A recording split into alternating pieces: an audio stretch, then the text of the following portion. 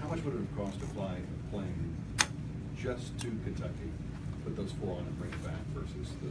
About $60,000. Right. So they lose $800 million. Somebody's not real good at cost-benefit analysis, right? They also reimburse the entire flight. Yeah. Their plane tickets. Yeah, I almost wish I was on the what plane. Southwest is looking at? What's that? We beat the competition, not you. That's pretty good. All right. Somebody come in? No? All right. Oh, maybe so. No. All right. I wouldn't want to be seen with me. On behalf of the House Democratic Caucus, I want to thank all the members of the press corps for being here for our weekly press availability. The 10th week of the legislative session has come to an end, and it seems like each passing day, with each passing week, the budget crisis only gets bigger and bigger as we come closer and closer to the end of the legislative session. We've been here now for 10 weeks and have yet to see any significant revenue-raising measures put on the floor, whether that's a cigarette tax, whether that's gross production taxes, whether that's any other significant revenue. To date, the House Republicans continue to promise that they understand the problem and they're trying to solve the problem, but they've done nothing to actually move forward in making progress to solving the budget woes that face the current state of Oklahoma. And then this week we find out that, in essence, public schools in Oklahoma have seen their 5th revenue failure in just the last year. Higher education, I believe, has seen about 7 revenue failures in the last 2 years. Yesterday, the State Department of Education announced that they didn't have enough money to meet the payroll demands of our public schools around the state. That's frustrating to us because I'm confident that the State Department, as well as OMES, knew full well weeks ago that those budget cuts would be coming to our public schools, but they waited until the day before they were supposed to make payroll, the day before that check was supposed to have been sent, to make that announcement, leaving school districts like mine in the Mid-Del Public Schools about $1.8 million below or in cuts from where they were just in January of this year.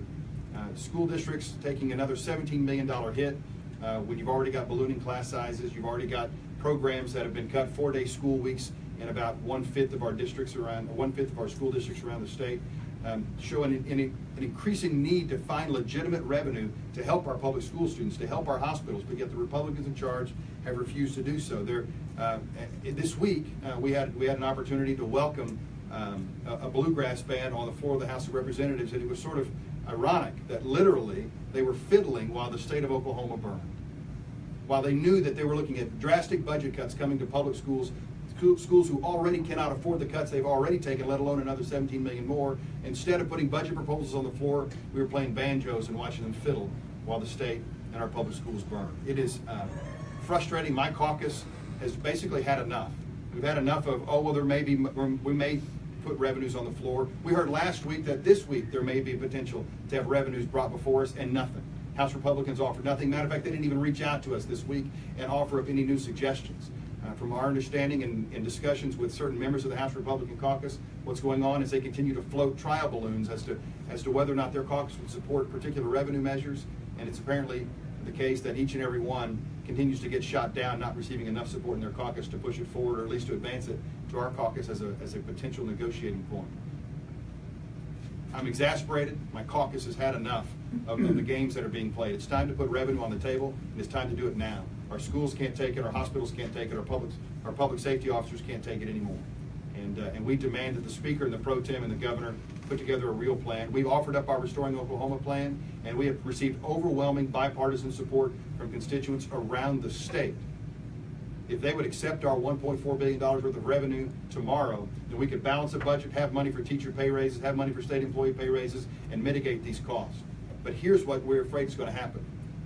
We're afraid that in the next week or so that OMES is going to have to announce another revenue failure. And when he does that, it's going to be for one reason. Actually, two. One is they can't budget appropriately. They apparently can't do the basic math and figure out how much money they need to bring in order to meet their current needs.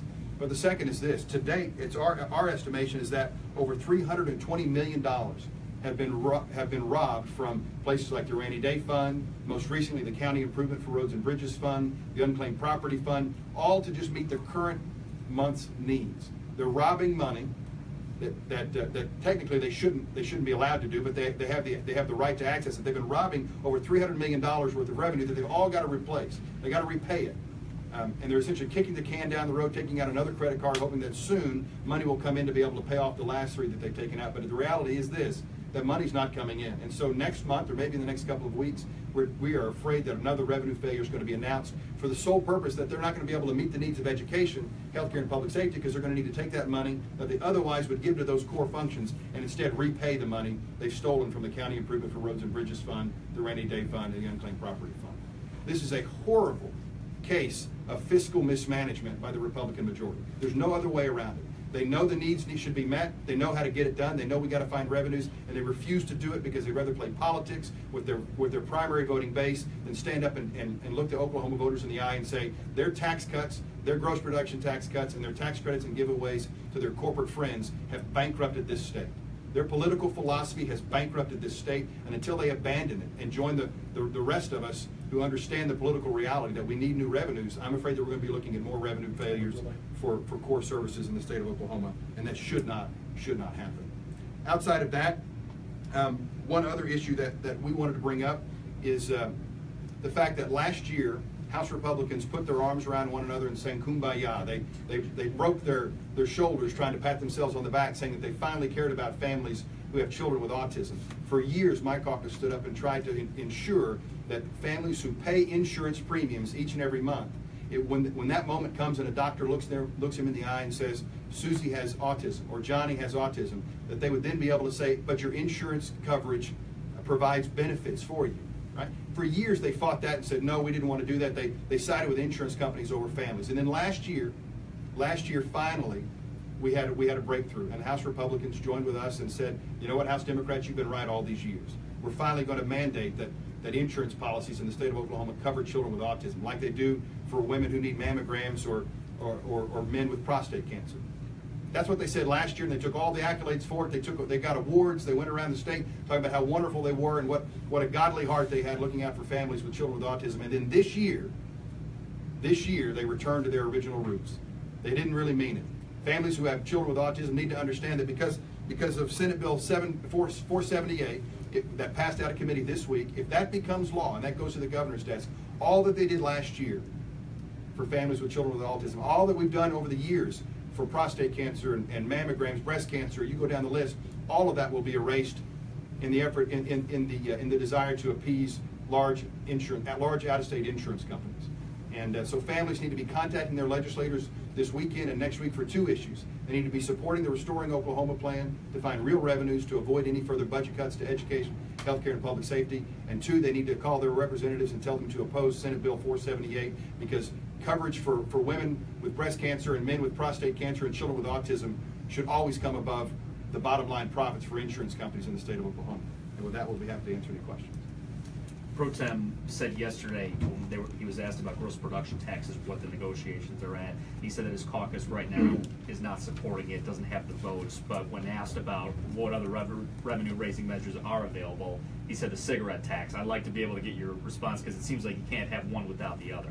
Absolutely. So we've said all along that our caucus would support, all 26 members of my caucus would support the cigarette tax if the Republican majority would acknowledge that it's not cigarette tax, it's not cheap cigarettes that are the cause of the root problem in the state of Oklahoma. Public schools haven't been cut by $17 million today because cigarettes are too cheap. Public schools have been cut by $17 million today because Republicans would rather pass income tax cuts for their wealthy friends, gross production tax cuts for their wealthy donors, and corporate tax giveaways for their friends. That's why we're in this mess. And so if they were willing to address the root causes of this financial crisis, gross production tax, income tax cuts, or even Medicaid expansion or Insure Oklahoma expansion, then our caucus would give all 26 of our votes to move the needle on cigarette taxes. And we know that the $160 million worth of cigarette tax money will not solve a $900 million budget hole. And so we're trying to use our support for the cigarette tax as leverage to get them to support the gross production tax. And on that note, it should be noted that just a few minutes ago, I, on behalf of my caucus, filed an amendment to Senate Bill 475. Senate Bill 475 is legislation that deals with the gross production tax. We filed an amendment that would take all new wells 3 years and younger and would take that gross production tax from 1 or 2% that they're paying now and move it immediately to 5%. That bill, when it comes up for a vote on the floor of the House of Representatives sometime next week, will give the Republican majority an opportunity to put their money where their mouth is and stand with their constituents and say, let's find new revenues from gross production taxes, the $325 million that would bring in, and use that to balance a budget. Or they can side with their big friends in the oil and gas companies and oppose that, and instead look their public school children in the eye and say, you can take more cuts. And so Senate Bill 475 has my amendment on it to raise the gross production tax to 5%, and it is our hope that the public, the citizens of Oklahoma, will put pressure on the Republican majority to not table it, to actually hear the amendment, and then to support it, so that we can move the ball down the field when it comes to significant revenue-raising measures. What's the fiscal impact of that? Do you think that could hurt oil and gas producers? Do you think they would drill less, bring in less revenue, move their operations elsewhere? Many of our oil and gas companies in the state of Oklahoma are drilling in North Dakota paying a 10 or 11% gross production tax, and they're doing it here paying a 2%. Make no mistake about it, unlike manufacturing or engineering, where you could pick up your manufacturing company and move it to any state in the union, you can't do that with oil and gas. They're going to drill where the oil is, and they've been doing it for centuries. And understand that the towers that have been built in downtown Oklahoma City and Tulsa with the oil and gas money, they were built when those companies were paying 7% gross production taxes in Oklahoma, and not 2%. And so they could do it. They made their fortunes on 7%. And you know who else made off well? Our public school children. And we can go back to that, or at least up to 5%. They can still make their billions, and our kids can benefit from it as well. What's the fiscal impact of that? Our estimation is that if you go from 2 to 5%, you could bring in about $325 million in gross production tax revenue, which is a third of the way to closing the budget hole without hurting middle-class families, without hurting the oil and gas industry, without costing the state any jobs. Yesterday, Senate Appropriations passed the teacher pay bill. It's already been passed by the House. The Senate Pro Tem said yesterday he's not optimistic that it's going to pass. What are your thoughts on this? Are we just setting up teachers for a fall? Absolutely. So Aaron, I think I appreciate Pro Tem Schultz at least being honest, having a moment of honesty to say that the likelihood of a teacher pay raise is pretty small. My caucus has been saying that for all 10 weeks that we've been here, because we understand the reality. The reality is we've got a $900 million budget hole, and you've got a Republican majority and a governor who don't really want to find significant revenues without hurting middle-class families. And so until they change their position, there is zero chance that a teacher pay raise will come to fruition this year. Anything else? Thank you all. You guys have a happy Easter.